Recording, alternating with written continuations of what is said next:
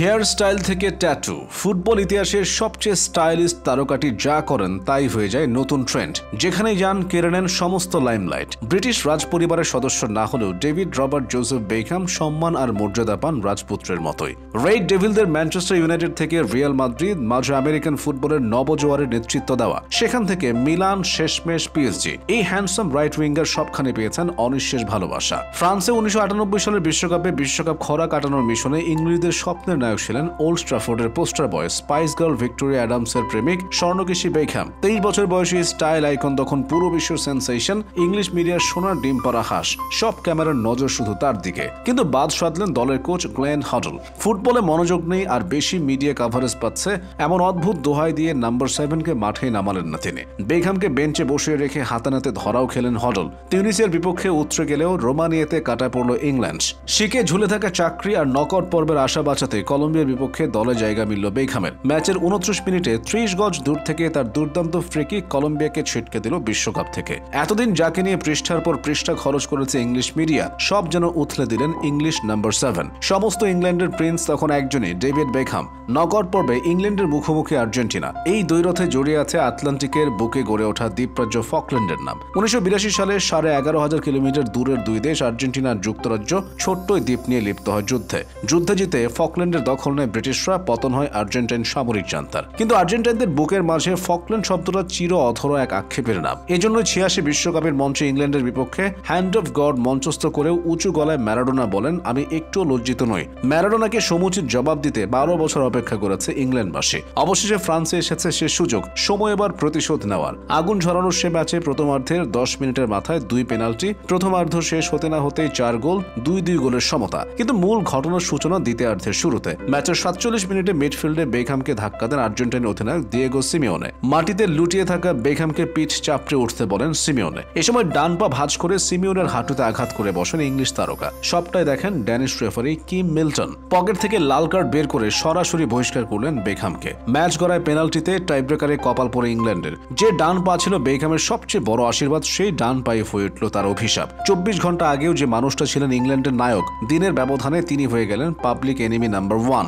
রাজার আসন থেকে তাকে আস্থা করে ছুড়ে ফেলে ইংলিশ মিডিয়া। ট্যাবলয়েডের পাতায় শিরোনাম হয় 10টি সিংহ ও একজন বোকা বালক। ইংল্যান্ড থেকে পালিয়ে গিয়েও বাঁচতে পারেননি তিনি। কিছুদিন পরপরই তার বাসার সামনে লোকজন জড়ো হতো। 3 বছর পর 2001 সালে ইংল্যান্ডের যখন বিশ্বকাপে ওঠাই অনিশ্চিত, আবার ত্রাতা হয়ে ফিরে এলেন। গ্রিস আর জার্মানিকে হারিয়ে ব্রিটিশদের মাতান বুনো উল্লাসে। ব্রিটিশ ট্যাবলয়েডগুলো ফের ইংল্যান্ডের অবিসংবাদিত রাজা ঘোষণা করল বেকহামকে। বেকহামের ফিরে আসার মূল পর্বটা আসলে তখনও মঞ্চস্থ হওয়া বাকি। নিয়তির চক্রে 2002 কোরিয়া জাপান বিশ্বকাপে ইংল্যান্ড আর্জেন্টিনার জায়গা হলো একই গ্রুপে। বিশ্বজয়ের স্বপ্ন দেখা ফেভারিট আর্জেন্টিনার সঙ্গে বেকহামে ভর করে বিশ্বকাপে সুযোগ পাওয়া ইংল্যান্ডের ম্যাচ। 44 মিনিটে পেলেন পেনাল্টি। বেকহামের মাঝ বরাবর তীব্র জোরালো শট টুর্নামেন্ট থেকে ছুড়ে ফেলে পরাক্রমশালী আর্জেন্টিনাকে। অবশেষে ইংল্যান্ডের মধুর প্রতিশোধের সামনে থেকে নেতৃত্ব দিলেন English Kaptan the golden boy David Beckham. 3টি বিশ্বকাপ সহ ইংল্যান্ডের হয়ে সব মিলিয়ে 115টি আন্তর্জাতিক ম্যাচ খেলেছেন তিনি। গোল সংখ্যা 29। 2000 থেকে 2006 পর্যন্ত 58 ম্যাচে ছিলেন অধিনায়ক।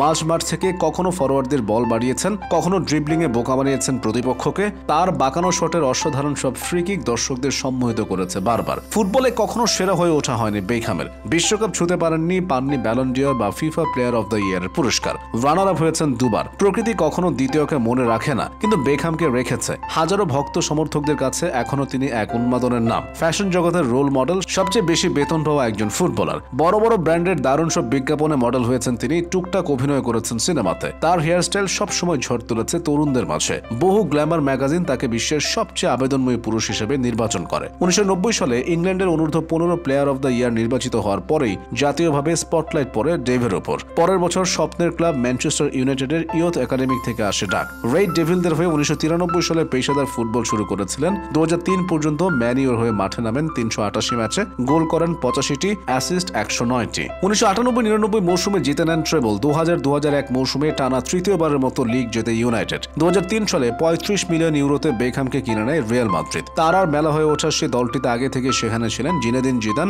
Ronaldo, Nazario, Raul, Luis Figo, Roberto Carlos, Iker ক্যাসিয়াসের মতো তারকারা। রিয়ালের জার্সিতে 159টি ম্যাচে 20টি গোল আর 51টি অ্যাসিস্ট বেকহামের নামের পাশে যথেষ্ট ছিল না। শেষ পর্যন্ত 2007 সালে গ্যালাকটিকোস ছাড়েন। এরপর পাড়ি দেন যুক্তরাষ্ট্রে।